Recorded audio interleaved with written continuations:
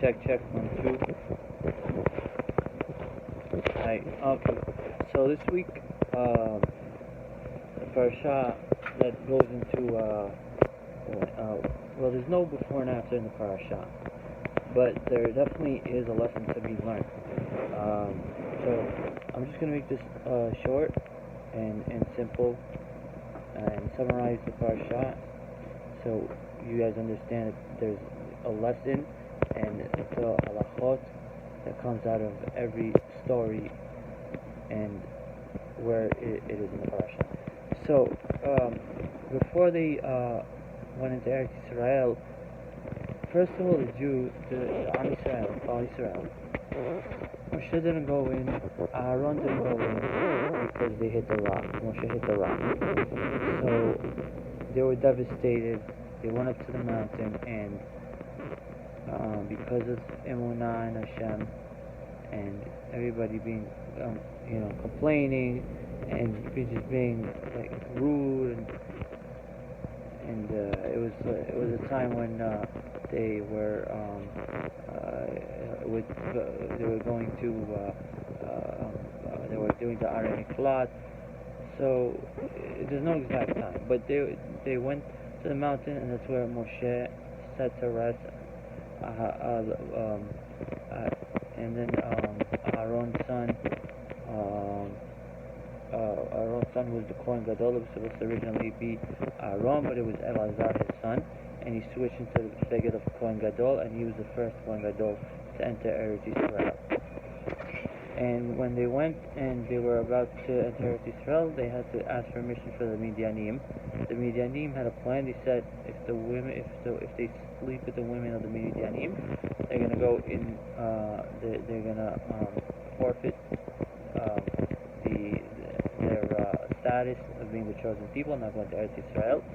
And some of them did sin, and that's why 42,000 people passed away. And most of them didn't, of course. 600,000. So that's part of a lot of them that passed in the midbar, passed away. Now, why it was supposed to be a total of 3 days, but why was it 40 years just to cross through a desert or through a small? Some people even ask the question if today it's 5 layers of a border. How long does it take to cross 5 layers of border that wasn't even there back then? To cross from the pyramids to literally eretz yisrael, which you could see from one side. Anyways, so they go on, and the spies that were sent by the 12 tribes, they go in and they're there for 40 days. They come back with a big amount, huge pomegranates and grapes and grapefruits, and they say, look at the abundance.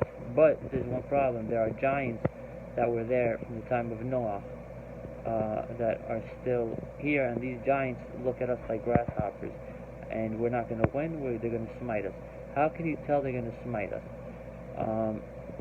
So that made them scared, and in order for them not to be scared, there was the ones who survived was Og Melech HaBashan, which they conquered first. I think Yericho, when Moshe took up his stick. He was 20 amot from Moshe, which today is about 35 or 30 to 40 feet. So it's about 4.5 to 2 feet in Amah. And then his stick was about another 20 feet from Adam HaRishon, that he hit the rock that he did all the miracles with, and he jumped another 20 feet and he hit Og on the foot. And then his brother was also killed, and he fell and he cracked his head. Also, his brother was also another giant. He had many brothers. He had a few brothers. I think he had one brother that was still alive. Also, David HaMelech, when he inherited Israel, he actually was the one who killed. He killed Goliath with the stone and the slingshot, and hit him perfectly between his eyes and the forehead, and it hit him. He fell, and he felt like a giant. Like he felt so hard. These people were up to, some say, up to 3,000 feet tall. Than a feeling. There were first angels, regular angels that fell from Shemaim, that talked lashon hara and said Jews sin, and Hanoch, which is Noach's great grandfather, talks about how they fell and they sinned with and worse than men did, because they were two different breeds. One was promised to Hashem that they wouldn't do anything, but they had a yetzer hara and a yetzer hara. Back in Shemaim, the angels were part of Hashem. They had Hashem's holy spark, so they only had 100% yetzer. They only had 100% intentions to serve Hashem. That's their intentions. So what they saw on earth was not. It had nothing to do with them. So the whole point was, how can you come back and say that these giants look at us? How can you know how somebody perceives you until you meet them? And when you meet them, how can you know you're going to lose if Hashem is telling you not to worry? And one person killed one giant, one king killed another giant, and then it was the Amalekim were all killed by not by David, but by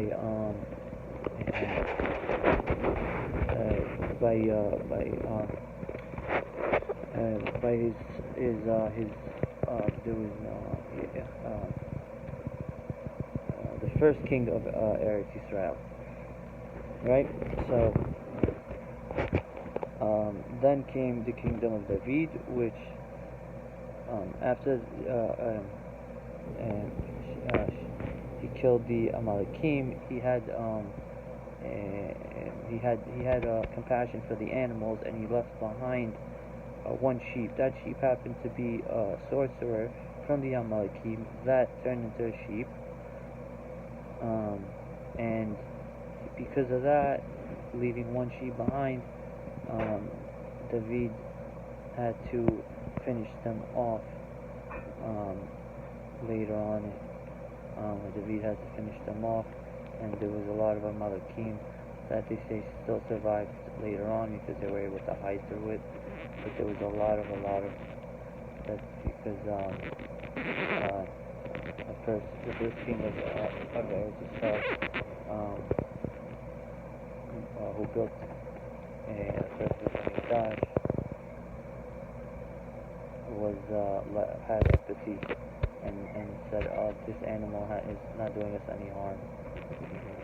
So we learn that when Hashem commands us to do something, do it. Have faith, and that's how we succeed. That's how we win. When Hashem says, "Harden your heart," harden your heart.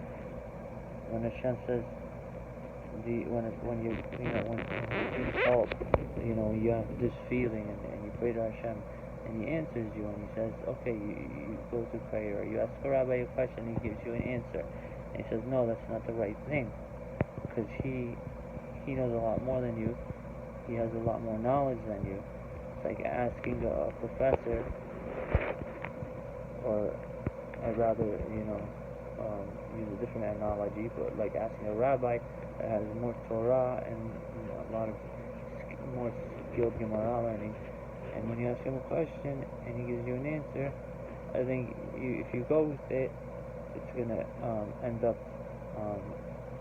being in your benefit, not just taking the route of, okay, these people did me wrong, so now let me take revenge. Revenge is also against the Torah, but definitely have emunah. When Hashem says go, don't come back trying to scare everybody, because you see what Moshe was able to do, and now they were ready to go. You see what Nachshon ben Aminadab did, and now they're ready to jump in.